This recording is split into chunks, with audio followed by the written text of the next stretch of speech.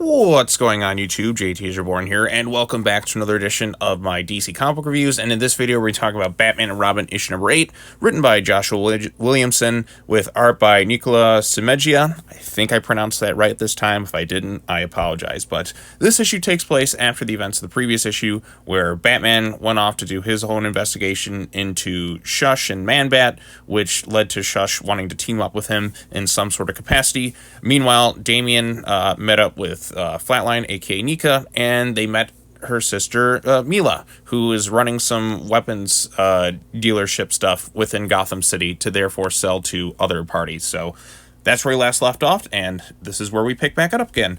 So Mila kind of tells her story basically after the incident with Flatline, where her powers activated and she went on a bit of a killing spree. She sort of got jealous, was a little bit traumatized, and then her powers started to activate. So she started doing some investigation into her family upbringing and found out that, you know, her grandfather, if you will, was working for the KGP, and it all kind of connected in some sort of capacity. Then she started running with these like weapons dealers and such, and now she's in Gotham. So basically, after things where Batman does all these different busts, the weapons get locked up, and so given the treasure trove of various things within the city, because Gotham is the most dangerous city on the entire planet, it seems, where there's always some sort of chaos and super weapons and yada yada yada. She figured just kind of take them and sell them and make some nice hefty profits. But Damian's like, no, I'm going to stop you. You're not going to be leaving this place with those weapons. However, Flatline betrays him by kind of kicking him and freezing him. Hey, look, this is my sister. Blood's thicker than water. You'd have done the same thing for your family. We'll come back and talk later on. But like I said, we do kind of find out how that all leads together. Also, Batman, like I said, is dealing with Shush, who pretty much kind of tells him she's going to lead him to Man-Bat. He tries to ask, like, what's the deal with Thomas Elliot and all that? What's your connection to Hush? Never tells anything about it. While Nika and her sister Mila are kind of like working together, Damian kind of breaks free from his little icy prison, and basically it's him trying to stop her. Now, one thing that's a little bit kind of hard to dictate, like, what's going on here. I mean, you look at the panels, like the side-by-side pages right here. Obviously, he's there to try and capture Mila and kind of stop this whole weapon shipment from getting out. But if you go right from page to page, then all of a sudden it's like boom, boom, boom, and then all of a sudden, like, she's kind of apprehended. Now, given that they have similar designs, like, the action's kind of hard sometimes to tell what's going on, because, for one thing, you see the motorcycle crash right there, then all of a sudden she's on the truck, but even though she's kind of out here, and then all of a sudden she's got this freezing gun, and then like she's frozen, I guess, by Flatline. It's a little hard to kind of dictate what's going on in some of the action sequences. The way it's kind of laid out and just kind of left confusing. Like, I've had to look over it several times, and even then it's like, because they have such similar designs between her and her sister, it's hard to kind of make out what's going on. I wish that was a little bit more crystal clear as to like what's going on. But basically, Flatline double crosses her sister, and we come to find out that she was working with the DEO. And basically, in terms of a plea bargain, she had to kind of like capture her sister and the crew, so that like she can kind of get her sister out of this lifestyle before it gets too ugly. So it was a form of tough love. We still don't really know much about her sister. Like, I mean, she has some sort of powers, but it's not fully like revealed like what they are per se. And it does feel kind of rushed. Like, we just introduced her sister, and already she's kind of apprehended by the DEO. Unless Williamson has plans to kind of like flesh her out a little bit more and see where things kind of go from there. We still don't even know their last names as well. I'd be curious to know what it's going to be. But basically, Damian kind of scolds himself for not seeing it as an obvious like double cross situation. And he's like, oh, so you're going to leave now? And she's like, well, I could stay a few days if you let me. And she gives him like those kind of puppy dog eyes, if you will. Also, Shush leads Batman to where Man-Bat's thing is, because like I said, she's mad over how Man-Bat's been kind of acting towards her. Then Man-Bat and all that shows up, and she's like, wait a minute, this was part of my plan to bring Batman to you all along. But, you know, like all the others like in his crew were kind of hearing what she was saying about them. So she kind of gets taken down a little bit, and Batman kind of flies off with Man-Bat, and that's the last we really see of him. Then Damian ends up back at school, where he's still trying to figure out this whole Principal Stone thing, and Miss Hall, his teacher, kind of comes in to kind of talk to him. We never really get revealed what she's really saying. Damien also likes to monologue to himself, and somebody kind of pinpoints, like, why are you talking to yourself, and what's your obsession with this principal, like that girl, Erica, if you will. And then, like I said, the big final reveal is Flatline's going to be joining him at school. Now, I do have some kind of questions about some of this. Like, the facial reactions the back of like Erica are pretty funny, but why isn't she disguising herself better? Like, what if she did like the Joker thing where he wears like the concealer to kind of hide her metahuman kind of skin, and why doesn't she wear a wig? Because if people see Robin working with a figure like Flatline, or her sister who just got like thrown into jail, if you will, won't they start to raise questions? Granted, this is Gotham City and it's the world of DC characters, so there's a lot of different various like metahuman related characters that already exist within this world, but if you're still trying to investigate and keep a bit more of a lower profile, that's going to raise a couple of red flags, because like I said, Flatline looks very different from like everyone else around her, given her bleached white skin, if you will. I mean, Gotham's kind of used to characters like that with Joker and that, but usually those characters are a bit more on the sort of villainous side, if you will. And like I said, it just raises a few questions on my part. I mean, I feel like he's a little bit off his game in this series at times. Like, I'm not sure if like that's kind of what they're going for, to kind of lead to some sort of arc with it. Because I mean, he's really restrained himself. Like, he's matured in the sense that like he's kind of lost a lot of that sass and that personality that makes him him. And I am starting to miss it a little bit. But maybe like him trying to suppress that side so much is like leaving to him to kind of be off his game. And that's kind of my explanation for why he's kind of acting like this way. But like doing things such as talking to his principal and calling her shush in front of a bunch of students, that doesn't raise a bunch of red flags. Other students kind of looking at him like, why is he monologuing to himself? Seems kind of weird. He's not thinking as clearly, I feel like, this time around. Maybe it is having Flatline around. He's trying to impress her, or he's just really off his game a bit. But then she kind of comes in and is like, oh, I can't do inconspicuous stuff.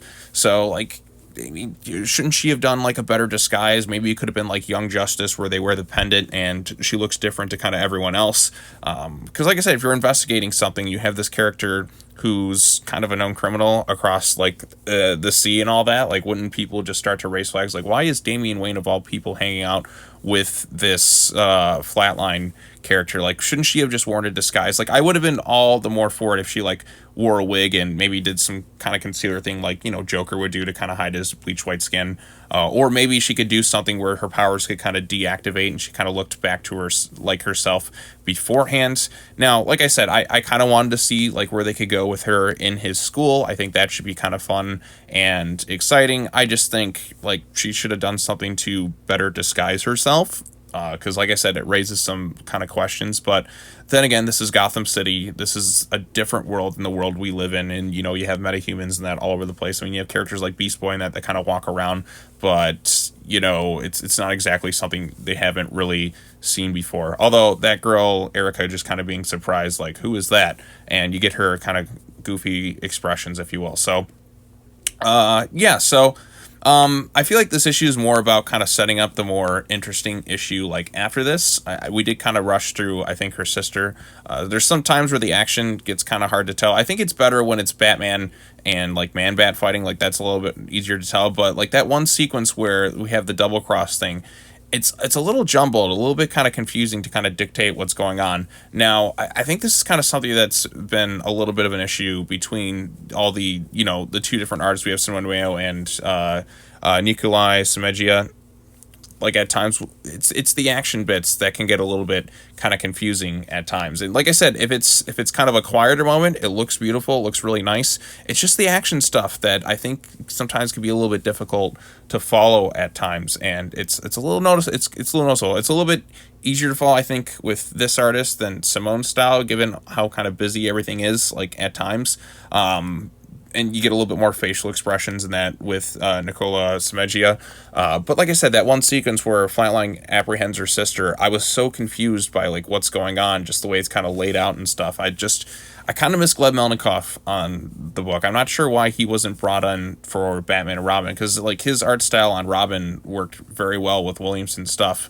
So maybe he'll come in for a guest issue or something at some point.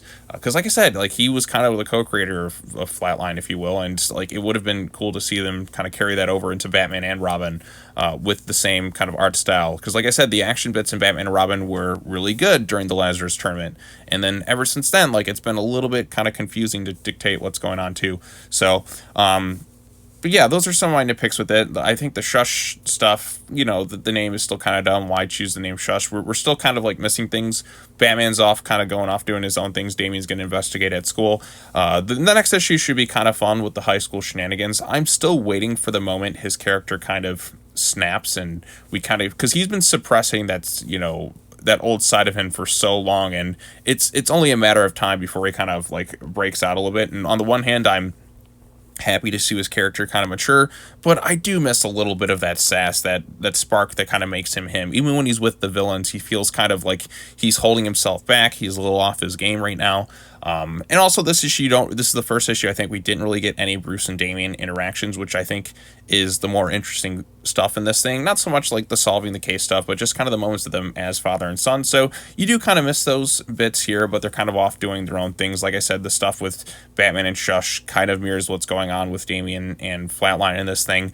The next issue is the one I think will be the more exciting, because now that Flatline's at his school, granted, I wish she kind of disguised herself, because like having her go and look like that like raises a lot more concerns, I should say, given, like I said, her appearance. Like, okay, who's this character and whatnot? But it'll be fun to see her like in Damien's school and them kind of interacting together. And I'm sure we're gonna get the confrontation with him and the high school bullies, if you will, where she finds out about his little art book of the two of them.